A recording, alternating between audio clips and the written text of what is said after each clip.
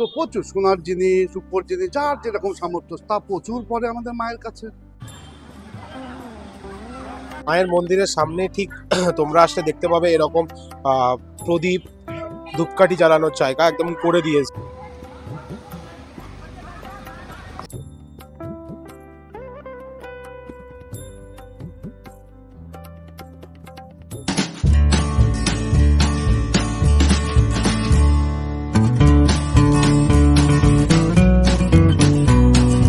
তো এই WhatsApp guys, welcome to another new video.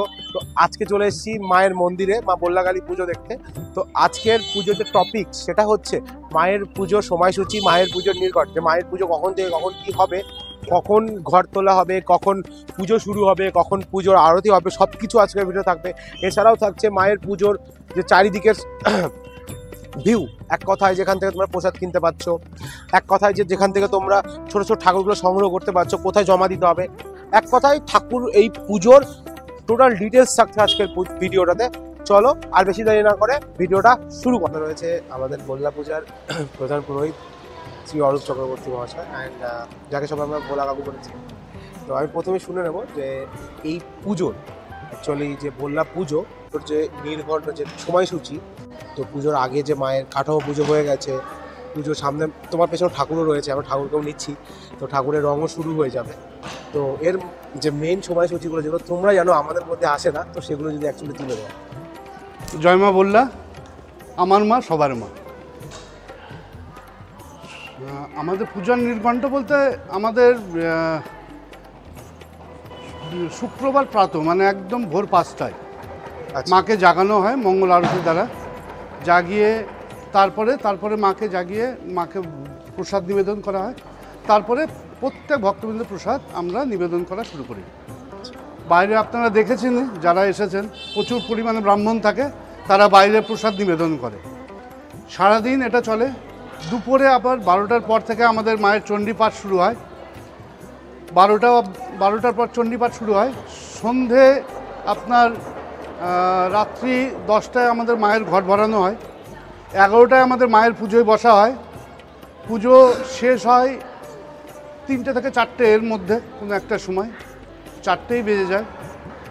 তারপরে শনিবার পড়ে গেল, শনিবার আবার মধ্যাহ্নে মায়ের আবার ভোগ নিবেদন হয়। লুচি সুজি, ছানা মাখন, ক্ষীর দই এইসব দিয়ে, মিষ্টান্ন নৈবেদ্য এইসব দিয়ে আবার শনিবার দুপুরে ভোগ হয়। পুজো হয়, আরতি হয়। আবার রাত্রি 7টা থেকে 8টা এর মধ্যে আবার ভোগ আরতি সব হয়।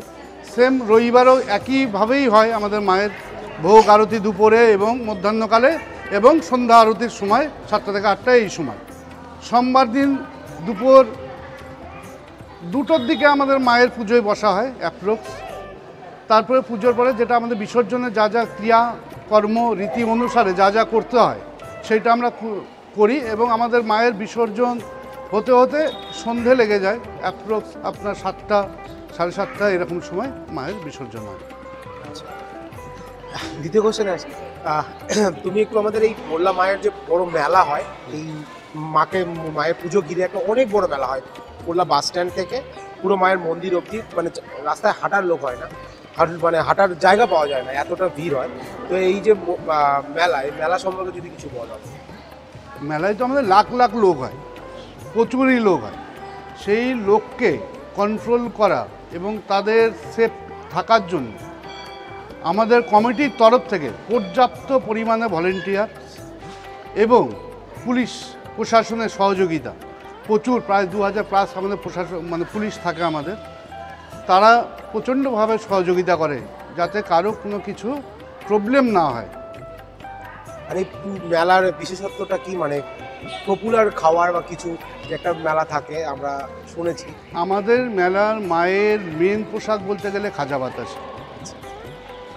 আর মেলাতে প্রচুর রকম পপুলার খাবার বলতে এখানটায় যেহেতু মায়ের কাছে বিশেষ করে লোকজন আমাদের এখানটায় পুজো দিতে আসে, সেহেতু নিরামিষ খাওয়ার দোকানগুলো সবচেয়ে বেশি চলে আমাদের এখানটায়।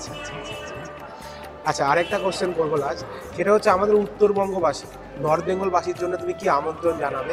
কারণ ভিডিওটা করা হচ্ছে আমাদের মানে উত্তরবঙ্গ থেকে শিলিগুড়ি, রায়গঞ্জ তথা এই দিক থেকে আমরা আসছি মায়ের মন্দিরে। মায়ের যে একটা মহিমা, তো তুমি তাদের কিভাবে আমন্ত্রণ করছো আমাদের এই মায়ের বল্লা মন্দিরে? আমাদের বরাবরই আমরা দেখেছি আমাদের নর্থ বেঙ্গল মানে মালদা ফারাক্কার পর থেকে এই সাইডে আমাদের আপ টু শিলিগুড়ি অবধি যত লোক আছে, বিশেষ করে বল্লা মায়ের সবাই বল্লা মাকে সবাই প্রাণের মা বলে ভাবে। তাছাড়াও এখন যেটা হয়েছে, এখন গোটা দক্ষিণবঙ্গ প্লাস অন্যান্য স্টেটগুলোও বা আমাদের রাজ্য ছেড়ে বাইরের দেশও অন্যান্য কান্ট্রিতেও তারাও আজকাল আমাদের মায়ের মন্দিরের সুনাম বা খ্যাতি, মায়ের কৃপা তার জন্যে আসছে। সবচেয়ে বেশি আসে আমাদের নর্থ বেঙ্গলের লোক। তো সবাই আসবেন, মাকে দর্শন করবেন, মা সবাইকে কৃপা বর্ষিত করবে, সেটা মায়ের কাছে আমার তরফ থেকেও নিবেদন রইবে। জয় মা বল্লা, আমার মা সবার মা।